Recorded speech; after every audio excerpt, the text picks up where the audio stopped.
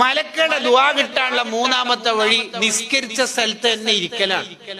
ലോകത്ത് ഒരധ്വാനവും ഇല്ലാതെ ദോഷം പൊറുക്കുന്ന ഒരമലാണ് നിസ്കരിച്ച സ്ഥലത്ത് ഇരിക്കുക എന്ന് പറയുന്നത്. അതിനേക്കാൾ എളുപ്പമായ ഒരു പണി ലോകത്തില്ല ദോഷം പൊറുക്കാൻ. അവിടെ ഇരുന്നാ മതി. ചൊല്ലലിനൊക്കെ കൂലി എക്സ്ട്രാ വേറെ വരും. ആ നിസ്കരിച്ച സ്ഥലത്ത് ഇരുന്നാ മതി, എന്നാൽ തന്നെ ദോഷം പൊറുക്കും. അള്ളാഹുവിന്റെ മലക്കുകൾ അള്ളാഹിനോട് പറയും, അല്ലാഹു മഗ്ഫിർ ലഹു വർഹംഹു. ഹദീസല്ലേ, സ്വഹീഹ് ഹദീസല്ലേ. മലക്കുകൾ ഓർക്ക് വേണ്ടി ദുആ ഇറക്കും.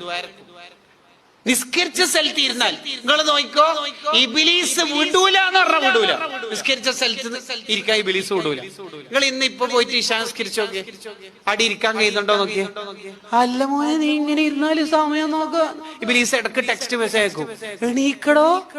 എന്നിട്ടും എണീക്കുന്നില്ല വാട്സാപ്പ് വോയിസ്, എന്നിട്ടും ഇല്ലെങ്കിൽ വാട്സാപ്പിൽ കോൾ ചെയ്യും. അപ്പൊ പിന്നെ എണീക്കുമല്ല.